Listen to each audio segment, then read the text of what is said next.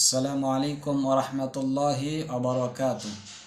নাটোর থেকে জব্বার সাহেব জিজ্ঞেস করেছেন, হুজুর, রোজা থাকা অবস্থায় দেখা যায় মা বোনেরা অনেক সময় রান্না করে, তো সেই ক্ষেত্রে অনেক সময় দেখা যায় লাকড়ি দিয়ে রান্না করার কারণে অনেক সময় দেখা যায় আগুনের ধোঁয়া অনেক সময় তাদের মুখে চলে যাওয়ার সম্ভাবনা থাকে, অথবা যে কোনো ধরনের ধোঁয়া যদি কেউ রোজা অবস্থায় তার মুখের ভিতরে চলে যায়, তাহলে এই ক্ষেত্রে রোজা ভঙ্গ হবে কি না জানালে উপকৃত হতাম।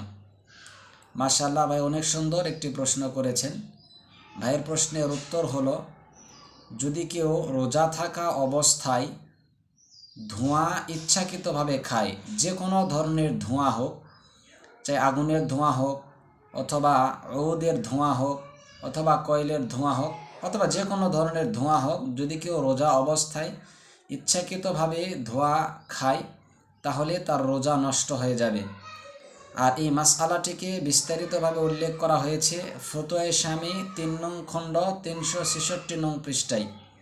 আশা করি ভাইয়ের প্রশ্নের উত্তর আপনি বুঝতে পেরে